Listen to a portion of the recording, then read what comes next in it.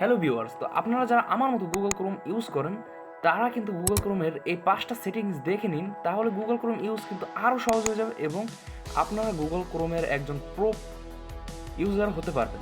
Google ক্রোমে বিভিন্ন রকমের উল্টাপাল্টা নোটিফিকেশন আসে, তাহলে আপনি কি করবেন, জাস্ট এখানে ক্লিক করে একটু নিচে চলে যাবেন।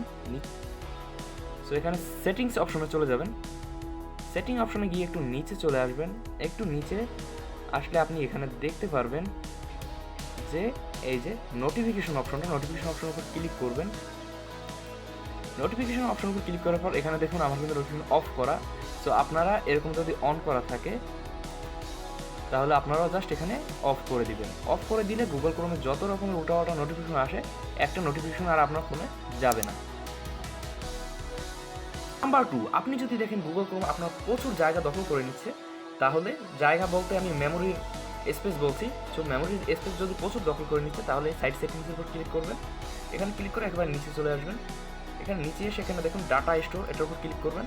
তো এখানে আপনি দেখতে পারবেন যে আপনার কোন ওয়েবসাইট আপনার কত ডাটা নিয়েছে, এটা কিন্তু আপনি সম্পূর্ণ দেখতে পারবেন। এখানে দেখুন এই ওয়েবসাইটটি কিন্তু 16 MB আমার নিয়েছে, আর এটাই নিয়েছে 4 MB। সো এটা ডিলিট কীভাবে করবেন, জাস্ট এটার উপর ক্লিক করে দিবেন।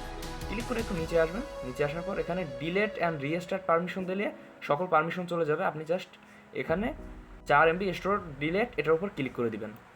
এই ডিলেটের উপর ক্লিক করে এখানে জাস্ট ডিলেটে ক্লিক করবেন, ডিলেট হয়ে গেছে। আপনি যদি চান আপনার গুগল ক্রোমে অ্যাড ব্যারাইজ কম আসুক, এই যে সাইটে ঢুকলে প্রচুর গুগলের অ্যাডস আসে, এগুলো খুব বিরক্তিকর। এখন যদি আপনি চান অ্যাডস কম আসুক, তাহলে এই যে সেটিংসে যেখানে ছিলেন সেটিংসে একটু নিচে চলে যাবেন। একটু নিচে গিয়ে এখানে প্রাইভেসি অ্যান্ড সিকিউরিটির উপর ক্লিক করে দিবেন। এটার উপর ক্লিক করে দিয়ে এখানে অ্যাড প্রাইভেসির উপর ক্লিক করে দিবেন। অ্যাড প্রাইভেসির উপর ক্লিক করার পর এখানে দেখুন অ্যাড টপিকের উপর ক্লিক করে দিয়ে এটাকে জাস্ট অন থাকবে, এটাকে অফ করে দিন।